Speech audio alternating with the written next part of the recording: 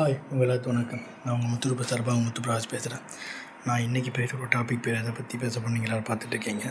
விபச்சாரம் என்பது சட்டபூர்வமாக ஒரு தொழிலாக ஏற்றுக்கொள்ளப்பட்டது உச்சநீதிமன்றத்தால். ஆமாங்க, சில தினங்களுக்கு முன் விபச்சாரம் செய்வது சட்டவிரோதம் அல்ல. ஒருவரின் விருப்பத்தின் பேர் இருவரின் விருப்பத்தில் பேரில் செய்கிறது சட்டபூர்வமாக இது கிடையாது. ஆனால் விடுதிகள் வச்சு நடத்துவதும் தப்புன்னு சொல்லி உச்சநீதிமன்ற தீர்ப்பு கொடுத்துருக்கு. ஸோ இதனால் விபச்சாரம் செய்வது இது கிடையாது. ஸோ இதனால் என்னென்ன ஆகுனா, விபச்சாரம் செய்கிறவங்க எல்லாரையும் பண்ணுவாங்க, ஆனால் விடுதியில் பண்ண மாட்டாங்க. ஃபோன் மூலமாக யாரை வேணால் கூட்டு நம்ம ஒன்றா இருக்கலாம்னு சொல்லிட்டு ஒரு அமௌண்ட் வாங்கிட்டு பண்ணுவாங்க. பாம்பே, கொல்கத்தா, டெல்லியில் இதெல்லாம் இருக்கிற மாதிரி. ஸோ இது இந்திய அரபின் கலாச்சாரத்துக்கு எதிராக இருக்குது. இது நாளை எதிர்கால இளைஞர்கள், முக்கியமாக ஜென்சி பசங்க இதனால் ரொம்ப நாசமாக போவாங்க. ஏன்னா இப்போ ஒன்றுமே கிடையாது. நான் சும்மா ஒரு இன்ஸ்டா பார்த்துட்ருப்பேன். தனிமையாக இருக்கீங்களா, ஃபீல் பண்ணுறீங்களா, கவலை விடுங்க, எங்ககிட்ட மனம் திறந்து பேசுங்கன்னு சொல்லிட்டு ஒரு ஆப் வரும்.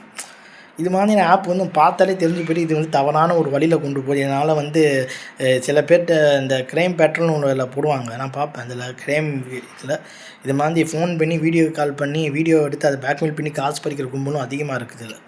ஸோ இதனால் இதுவும் நடக்க வாய்ப்புகள் அதிகமாக இருக்குது. ஸோ நம் இந்திய கலாச்சாரம் சீரழிவை நோக்கி போயிட்டுருக்குது. இந்த 22ஆம் நூற்றாண்டில் நான் சொல்லிக்க விரும்புகிறேன். ஏன்னா ரொம்ப மோசம். இப்போ எல்லாங்களையும் ஆண்ட்ராய்டு இருக்குது. அதாவது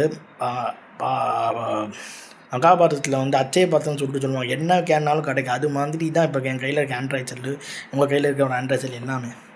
ஸோ இதனால் என்னென்ன இளைஞர்கள், முக்கியமாக ஜென்சி கிட்ஸ் பசங்க என்னென்ன கஷ்டப்பட என்னென்ன அளவில் சீரழிஞ்சு சின்னாபின்னம் ஆக போகிறாங்கன்றது நமக்கு தெரியல. ஸோ உச்சநீதிமன்ற இந்த தீர்ப்பை மறுபரிசீலனை செய்கிறது ரொம்ப நல்லதுன்னு சொல்லி என் யூடியூப் மூலமாக நான் கேட்டுக்கிறேன். தயவு செஞ்சு இது இளைஞர்கள் சீரழியக்கூடிய விஷயம்.